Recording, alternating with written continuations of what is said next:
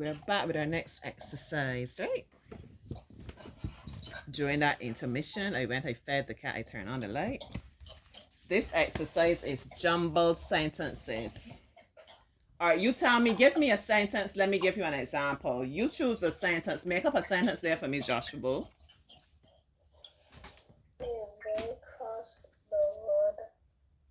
A guy crossed the road. A boy crossed the road. Road, boy, cross, a. I just take the words and I mix them all about, jumble them all about, jumble them like a salad or something. You know, I'm not a top chef. I had a nice lunch there. I had me some yam, some cabbage. You think Auntie just intend to be having gym and not putting some good food in this good body here? Yeah. So I just took the words, Joshua. I mixed them all together. Mix them all up. And when you come now and you look at them, Auntie trying to say something here, but Auntie had like it mixed up. Let me take the words and put them in the correct order so this sentence will make sense. Okay? So we have an example here. Kitchen went the cook, the into I to meal. That's only bare gibberish. Now, Joshua, you remember when we were learning about subject and predicate? You can remember anything about that? You say yes or no?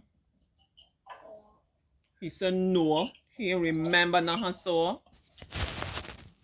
He remember what Auntie taught him. I know Auntie taught him more than once, you know. All right, Joshua, your example you gave me just now. A boy crossed the road. Who crossed the road, Joshua? The boy. So the boy is the subject. The person who is doing the action, or sometimes it might be the person who's having the action done to them, that's always the subject. Okay? So anytime you look at a sentence, you're looking for a noun. We remember what's a noun, Joshua? Yeah, a noun could be a person, a place, an animal, a thing, a name of a book, a name of a street, different things like that. That's a noun. Okay? So we will be looking for a noun, and we will be looking to see, as I said, who is the main person doing the action or having something done to them. Because sometimes we can have more than one noun in a sentence, correct? Right. And the predicate is just the rest of the sentence, Joshua. The predicate is just what's happening in the sentence. So the predicate would be cross the road. You understand? The action or whatever was being done in the sentence is what we call the predicate. So in the example here, kitchen went the cook the into I to meal. Bare rubbish, as I said. The first thing I will look and see. Did tell me. I want to cook inside of my kitchen. And you could even put it that way, you see? No, the example how they put it in the book. I went into the kitchen to cook the meal. And Joshua even turned it around. I went to cook the meal into the kitchen. Absolutely nothing wrong with that. It's a correct sentence. And I'm glad that Joshua is a boy who thinks for himself. He doesn't just accept what he sees in the book. So either version is correct. Excellent, Joshua. So in that sentence, the subject is I. I am the person doing the action. Oh, yes, I am.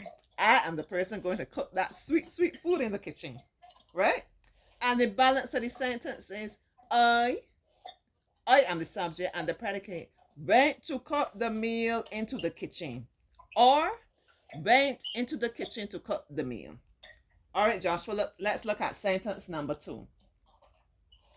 Into bicycle town, Mark new road his red on. Easy as can be. Tell me who's the subject. I only see one person that we're talking about in this sentence. Who's the subject? I got to put the cat outside. Hold on. I'm back. So we identify Mark is the subject. We start in the sentence with Mark. After we say Mark, Joshua, let's look and figure out what Mark is doing. And to do that, we're looking to see any verbs that we can see in the sentence. You remember what's a verb, Joshua Boo? No. Joshua Boo, you don't remember what's a verb? A verb is an action word, Joshua. You remember? A verb is an action word. Sitting, talking, smiling, playing, beating the drum, beating the drum, beating the drum, learning, teaching, breathing. All right. Remember, listen, it just goes to show how important it is to have constant reinforcement, and also how important it is for a teacher and parent to work together for the child. Teacher can't do it all, right? We have to have constantly reinforcing. Oh,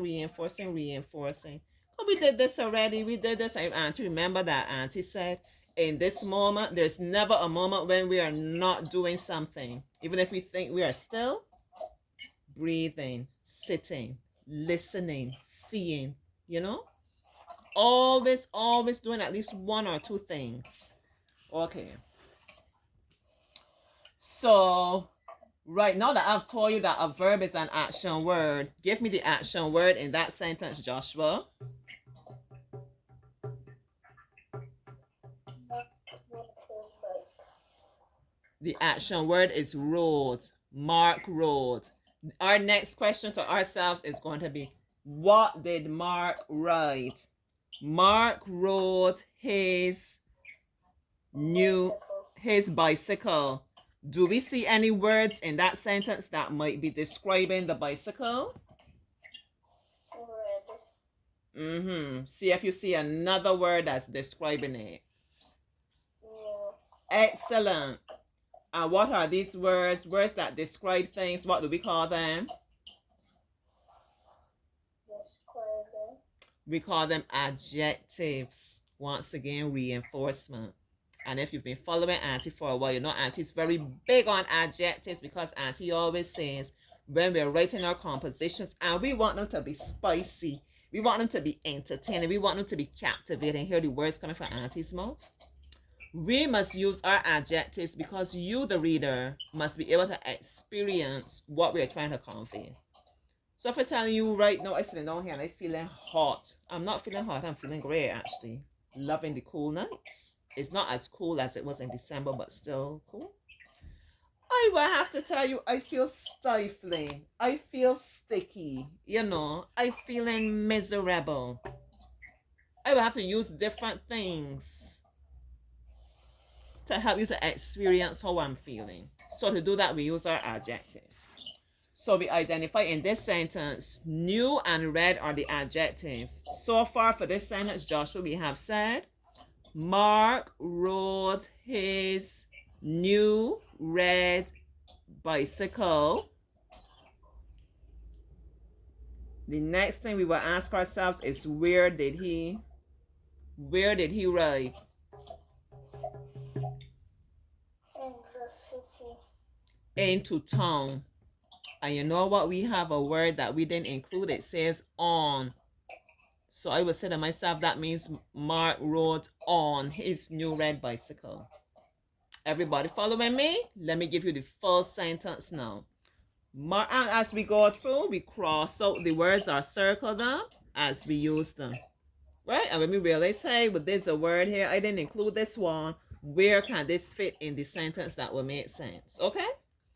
Mark rode on his new red bicycle into town. Or we can put it the other way. Mark rode into town. That probably sounds better. Mark rode into town on his new red bicycle. Okay? All right, the next sentence, read. Just call those words there. And the next one, indoors. Let me hear you doing some sweet reading for me. Indoors. Hotel. Rain. Star. Steve.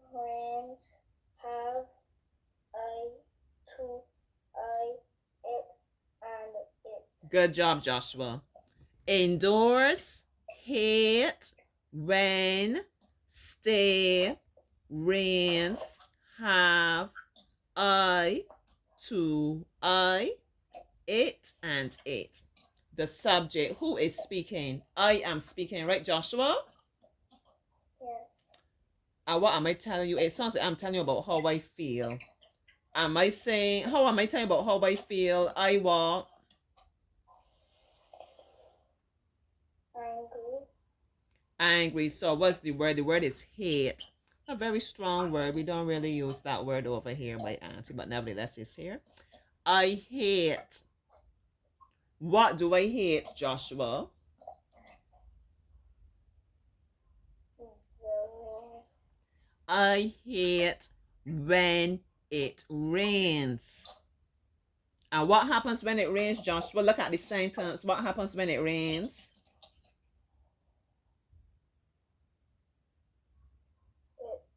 Everything gets wet. Yeah, but you're looking at the sentence. Look at some words in the sentence. When it rains, do I get to go outside or I have to stay inside? What is sentence telling you? Look at some of the words. Wait, I have to you have tell me. you have to stay. Have to stay indoors, right? So let us take the sentence from the top and come down. This is an exercise that would be perhaps better taught in person, but nevertheless, we're going through with it and we're still getting something from it. But you know, if you had the child sitting here now to do it in person, as I say, the child can cross out or circle as we go through and, you know, come to understand it better. I hate when it rains and I have to stay indoors. Okay? All right, the next one, I'm going to read it. We will take turns, Joshua. Water trunk of through elephant blew the jet a it. All right. Who is the subject in this sentence? Look for the noun. The noun can be a person, an animal, a place. Who is the subject in this sentence, Joshua? Tell me. Elephant. Excellent. So I'm going through.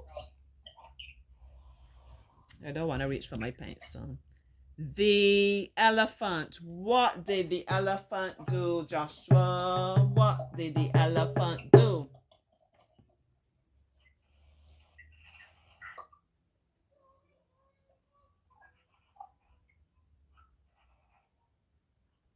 The elephant trunk. The trunk is part of the elephant. That is a noun. That is a part of the elephant's body. Right? So we are looking for an action word, a verb. Look at those words in that sentence. See if you can find an action word.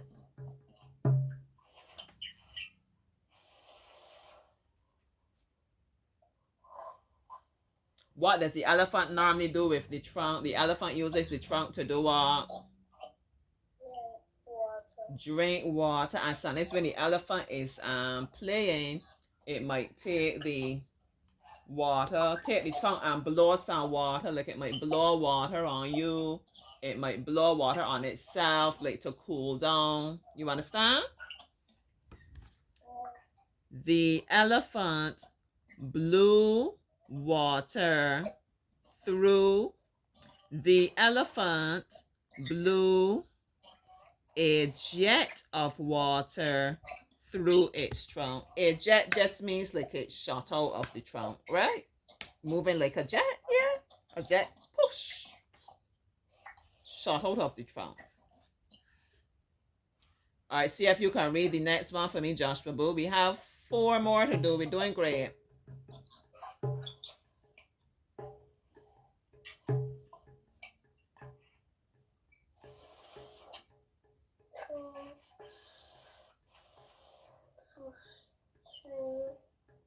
To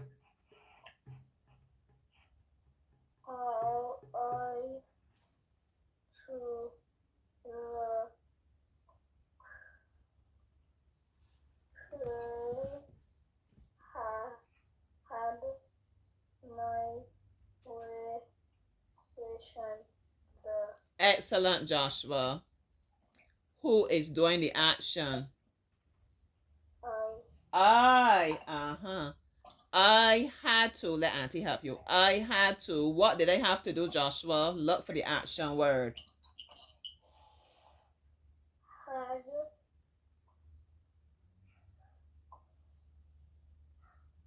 I had to. What did I have to do?